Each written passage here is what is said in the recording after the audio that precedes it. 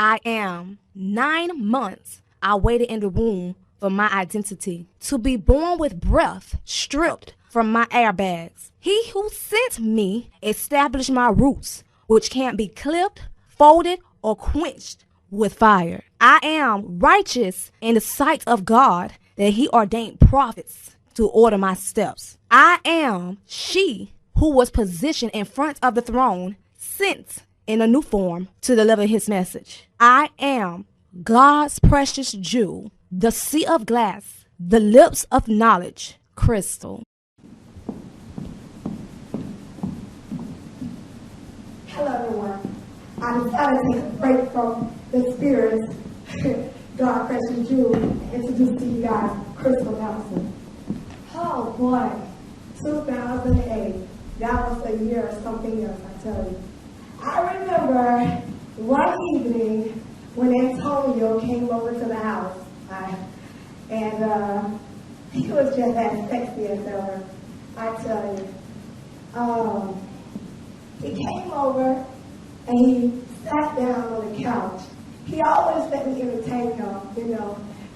It's always like I have a program going every time I see him.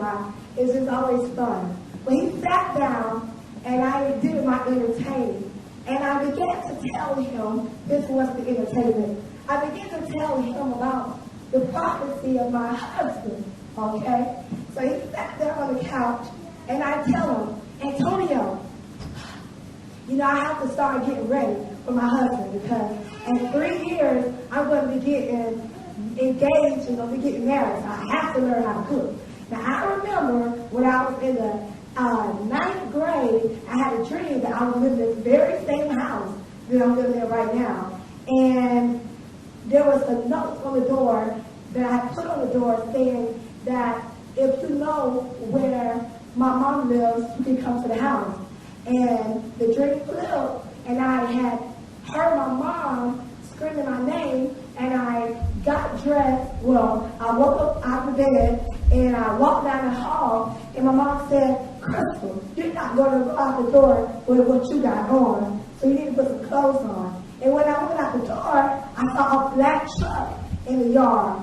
And when I opened the door, there was my wedding ring. And so he was just there smiling. And so then I rushed and I told him, my sister said when I came home from school one day, because it all began when I was staying at this girl house, and God gave me this dream that my sister was sitting on the porch, and she was talking to somebody in the yard, but I didn't know who she was talking to. And I missed the bus trying to figure out what God was trying to tell me. So I just left it alone because I didn't have to give the certain dream. So anyway, so later that day, she came home with the children, and she was sitting on the porch, and I was sitting in the yard. And immediately I told her, this is my dream that I had this morning. She started laughing. And so immediately she stood up and she started prophesying. And this is the first time my sister had ever prophesied to me. She stood up and she said, God said that when you turn 27, that's when your husband's going to come for you. And had I not known, she saw a man standing next to me and a little boy standing next to me in the yard, okay? But there were spirits. She said, Crystal, your husband is your complexion. I can't see his face because God got this black thing covering his face, so I can't see his face. But the little boy, like he's going to be 3 years old, all right? So then when I was explaining to him what my sister saw of his description, and I said, she said that he's about this tall, and he's a little stout, and then suddenly I became amazed because when I was looking at him on the couch, he fit the description, and then I just paused and I looked towards the door because out there in the yard was that black truck. And then I looked back at him and I said, no, it can't be you, you can't be my husband. It gotta be somebody else. Maybe somebody on the bus, maybe somebody in school. And he started laughing. He said, oh, it's like a check on this to you, isn't it? I said, yes, it is. Because my husband's in my life and I'm overlooking him. And so I got to keep my eye out to find out who my husband is. But he had already told me in 2007, and he knew that I was his wife.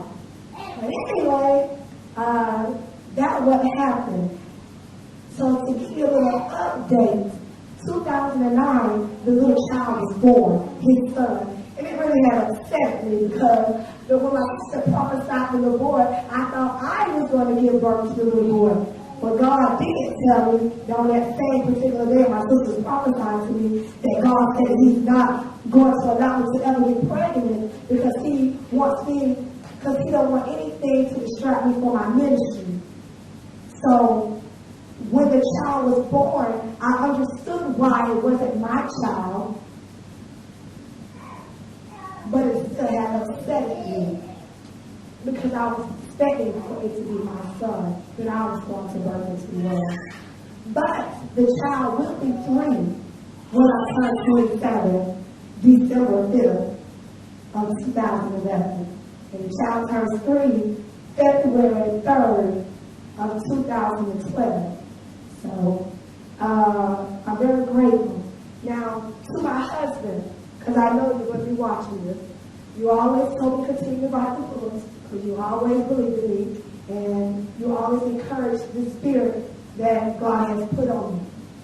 And I want you to know that I believe the reason being that God wants you to travel with me to do this program, which I know you told me you are already going to do that, but I believe that he wants you to do it because when I was in the 9th grade, I had a vision that I was standing on stage and a gun went off and someone shot me. And I know that's the day when I'm going to lose my life. So I know that the bullet for my sister for playing my grandmother's gun had disappeared that day when it was supposed to happen. Killed me because the gun was right there in my face. So I'm not afraid of any death because I believe that no one could take my life.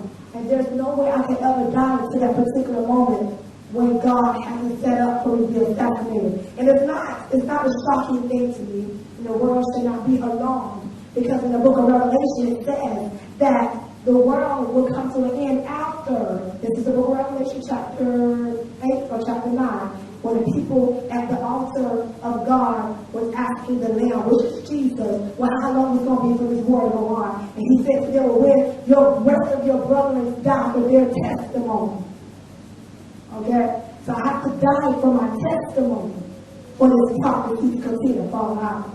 But I believe that's why God has it for you to travel with me while I do this ministry. But even you can't stop it that day when I have to be assassinated. But I thank the Lord that he has chosen you to be my husband. Because he could not have chosen another man.